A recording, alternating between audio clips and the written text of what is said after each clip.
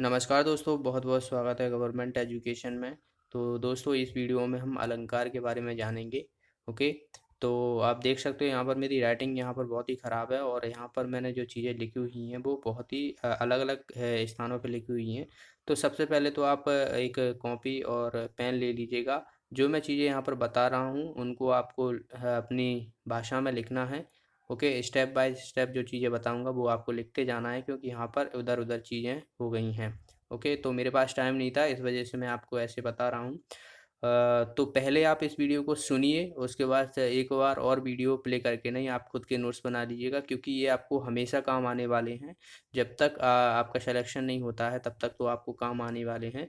तो यहाँ पर मैं जो अलंकार बताऊँगा वो बहुत ही इम्पोर्टेंट है, यहीं से आपसे क्वेश्चन पूछे जाएंगे, इससे ज़्यादा आपसे नहीं पूछे जाएंगे। वैसे तो देखा जाए करीबन 50 के ऊपर जो है वो अलंकार है, तो सभी आपको याद नहीं करना है। यहाँ पर मैं जो बता रहा हूँ वही आपको याद रखना है। और किस तरीके से आप पहचान सकते हो कि काव्य या कारकों में या बात की जाए तो कौन सा अलंकार है, तो वो हम सब जानेंगे। ओके।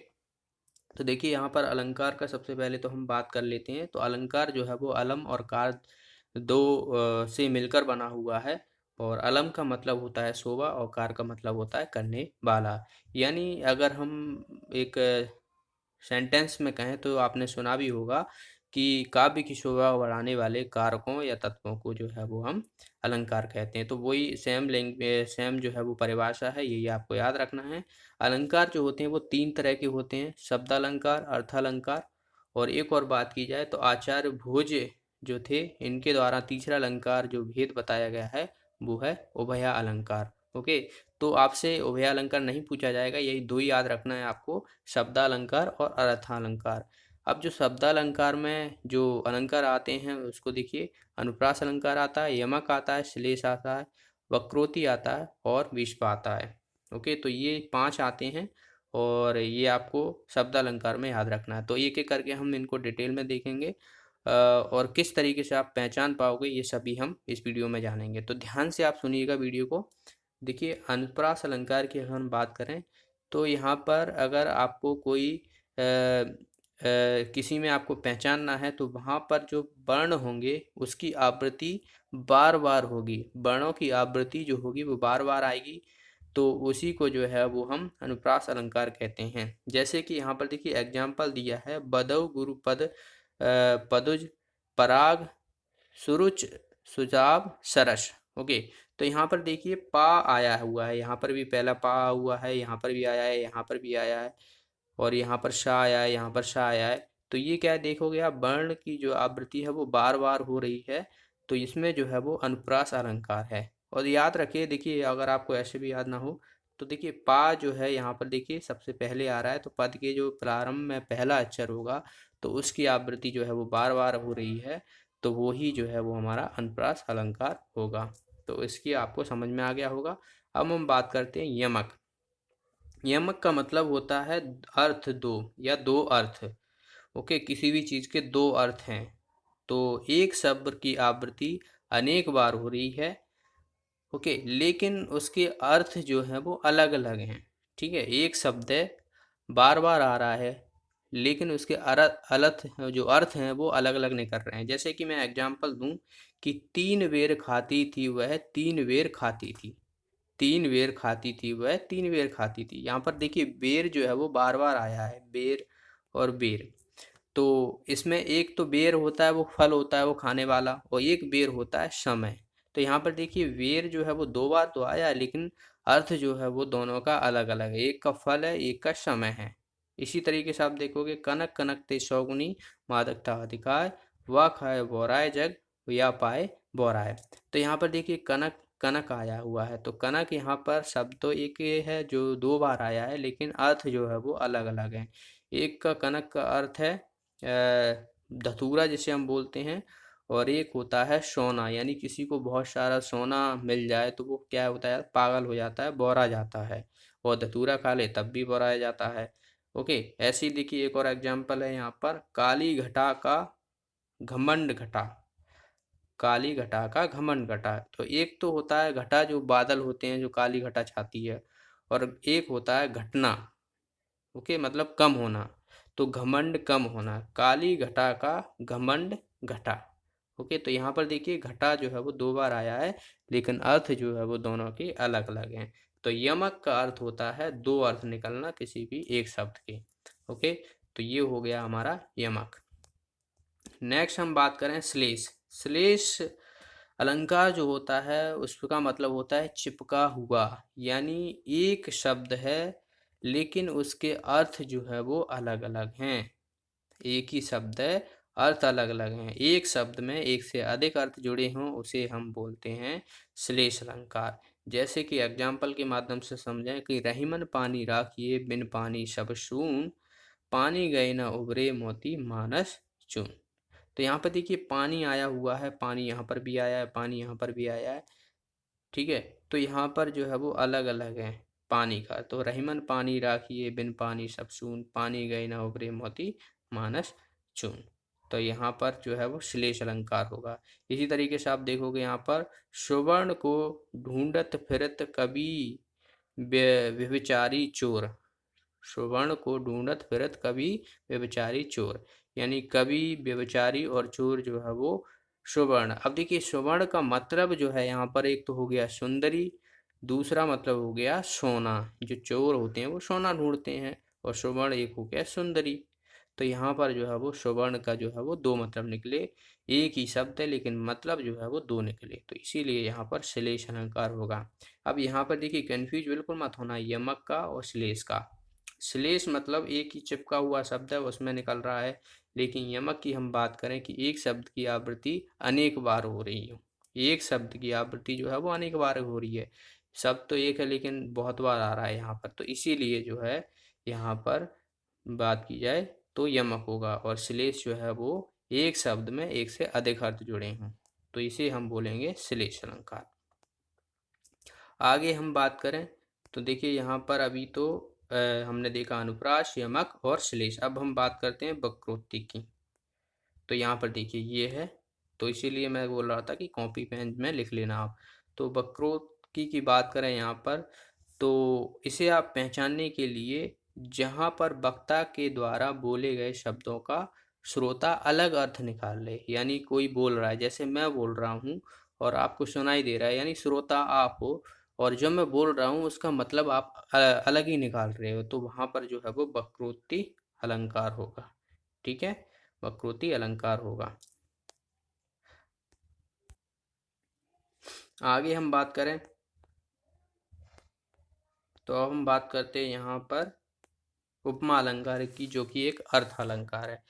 उपमा अलंकार को आपको किस तरीके से पहचानना है, कुछ ऐसे शब्द होंगे तो जो आपको याद रखना है, और ये शब्द अगर आपको वहाँ पर देखने को मिल जाए तो वो हमारा उपमा अलंकार होगा। या आपको उपमा समझ में ना है तो समानता बताने वाले शब्दों को जो है वो है यहाँ पर रिपीटिशन हो या बात बताई जाए, जैसे कि किसी की उपमा की जाए या उपमेय या उपमान में समानता बताने वाले शब्द को हम जो है वो उपमा अलंकार कहते हैं। अब उपमेय उपमा क्या होती है तो उसको आप देख लीजिए, एक बार हम आपको बता देते हैं कि इसका मतलब क्या होता है उपमा और उपमेय। तो यहाँ पर देखिए, ये देखिए जैसे ये एग्जाम्पल है, यहाँ पर देखिए सीता का मुख चंद्रमा के समान सुंदर है। ठीक है, सीता का मुख चंद्रमा के समान सुंदर है। अब सीता जो है उपमेय है, ठीक है, चंद्रमा जो है वो उपमान है, और के समान शब्दवाचक है, और साधारण जो है वो धर्म, साधारण सुंदर जो है वो साधारण धर्म है। ठीक है, अब देखिए यहाँ पर तो एक बार और समझ लिए, उपमेय जिस व्यक्ति या वस्तु की समानता की जाती है, जैसे कि यहाँ पर सीता की गई, और उपमान प्रसिद्ध वस्तु या व्यक्ति के उपमेय में समानता की जाए। प्रसिद्ध वस्तु जैसे कि चंद्रमा है, तो चंद्रमा क्या है, प्रसिद्ध है, तो सीता की जो है वो चंद्रमा से समानता की गई। और आगे बात की जाए तो देखिए यहाँ पर वाचक, जो वाचक है तो जिस शब्द विशेष के समानता या उपमा का बोध होता है, तो समानता जो वाचक शब्द है वो के समान हो गया यहाँ पर।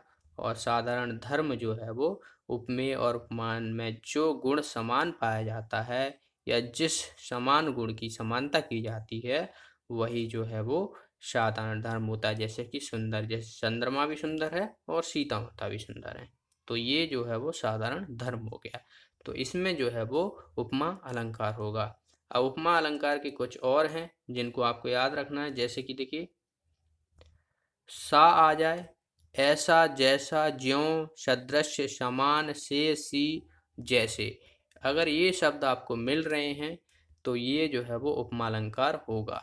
ओके, तो देखिए यहाँ पर जो सीता का मुख चंद्र के समान है, तो समान आया कि नहीं आया? तो यहाँ पर देखिए ये समान दिया हुआ है।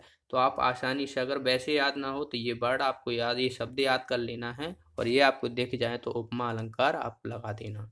ओके, आगे देखिए यहाँ पर हम बात करते हैं उत्प्रेक्षा अलंकार की। उत्प्रेक्षा अलंकार जो है वो उपमेय के उपमान के होने की संभावना का वर्णन करता हो। उपमेय के उपमेय के उपमान के होने की संभावना का वर्णन करता है। ये शब्द दिए हुए यहाँ पर, इनको आपको याद रखना है। मानो, मनु, मनहु, जानो, जनु, जनहु। ठीक है, तो बस आपको ये याद रख लेना है, ये आपको कहीं भी दिख जाए तो वो क्या होगा? उत्प्रेक्षा अलंकार होगा। ठीक है, आगे हम बात करते हैं रूपक अलंकार। रूपक अलंकार की हम बात करें तो यहाँ पर उपमेय और उपमान में कोई अंतर ना दिखाई दे, यानी निषेध रहित रहे। उपमेय जैसे कि सीता और चंद्रमा थी, अगर उसमें जो है वो कोई भी अंतर दिखाई नहीं दे रहा है तो उसे हम रूपक अलंकार कहेंगे। यानी सीता को जो है वो चंद्रमा ही बता दिया जाए तो उसमें क्या होगा? रूपक अलंकार होगा। जैसे कि मुख चंद्र है, मुख चंद्र है, यानी मुख को जो है वो चंद्रमा बता दिया है, तो यहाँ पर जो है वो उपमेय उपमान में कोई अंतर ही नहीं है, तो इसीलिए यहाँ पर रूपक अलंकार होगा। ठीक है, देखिए हम और एग्जाम्पल देख लेते हैं। ये देखिए रूपक अलंकार के और उदाहरण है।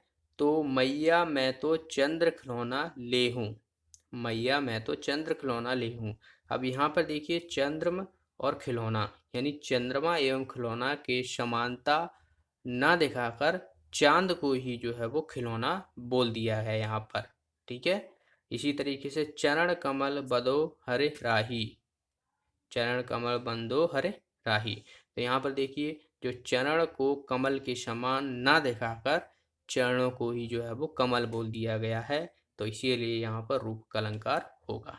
तो यहाँ पर उपमेय उपमा में कोई भी अंतर ना दिखाई दे तो उसे हम रूपक अलंकार कहेंगे।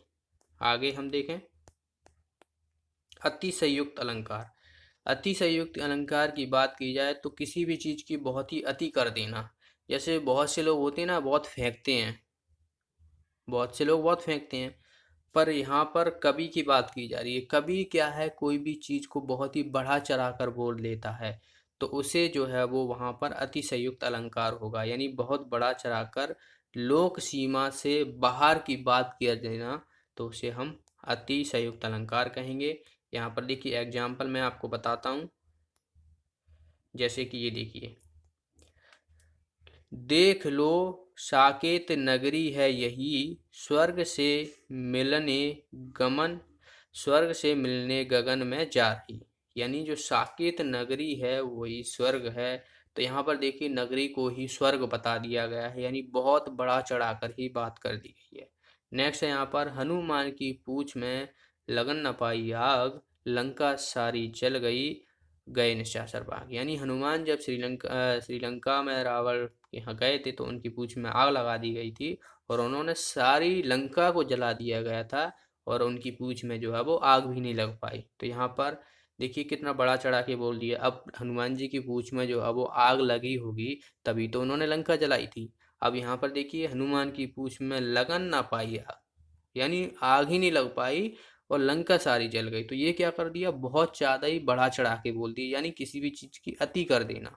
ठीक है, तो यहाँ पर जो है वो अति संयुक्त अलंकार होगा। इसी देखिए, आगे नदियाँ पड़ी अपार, घोड़ा कैसे उतरे पार, राणा ने सोचा इस पार, तब तक चेतक था उस पार। यानी महाराणा प्रताप थे, उनका जो घोड़ा था चेतक, उसका नाम जो था चेतक था। तो आगे नदी है और वो सोच रहे हैं कि ये नदी हम कैसे पार करें। उन्होंने सोच ही पाया है तब तक कि जो है वो घोड़ा उस तरफ पहुंच गया। मतलब सोचने से पहले भी, सोच से भी ज़्यादा स्पीड जो है वो घोड़े की बता दी गई है, चेतक की बता दी गई है। तो ये क्या होगी, बहुत ज़्यादा अति होगी ना, तो इसीलिए यहाँ पर भी जो है वो अतिशयोक्त अलंकार होगा। ठीक है, तो अतिशयोक्त मतलब किसी भी चीज़ को बहुत ज़्यादा बढ़ा चढ़ा कर बोल देना, तो ये अतिशयोक्त अलंकार होगा। आगे हम देखें तो यहाँ पर देखिए, अब हम बात करते हैं अन्योक्ति अलंकार की। वक्रोक्ति अलंकार देख चुके हैं हम, अन्योक्ति अलंकार की हम बात करते हैं यहाँ पर। तो देखिए, समास शोक्ति का उल्टा यानी अप्रस्तुत प्रतीकों के माध्यम से प्रस्तुत का वर्णन। तो हम दूसरी भाषा समझेंगे, ये आपको समझ में नहीं आएगी। यानी किसी उक्ति के माध्यम से किसी अन्य को कोई बात कही जाए, यानी कहीं पे निशाना, कहीं पे निगाहें और कहीं पे निशाना, ये कहावत है ना, कहीं पे निगाहें कहीं पे निशाना। तो उसी तरीके से यानी किसी उक्ति के माध्यम से कोई अन्य बात कही जा रही है और बात को जो है वो निशाना कहीं और हो रहा है। ठीक है, तो ये क्या है, अन्योक्ति अलंकार होगा। अन्योक्ति अलंकार का देखते हैं यहाँ पर कोई उदाहरण हो तो। जी देखिए, ये है अन्योक्ति अलंकार का उदाहरण, यानी फूलों के आसपास रहते हैं फिर भी कांटे उदास रहते हैं। ठीक है, फूलों के आसपास रहते हैं फिर भी कांटे उदास रहते हैं, यानी फूल जो रहते हैं वो कोमल यानी खुशी का प्रतीक यहाँ पर बताया गया है, और कांटे जो है वो दुखी का प्रतीक बताया हुआ है। अब आपको मैं एक लाइफ से रिलेटेड एग्जांपल देता हूँ।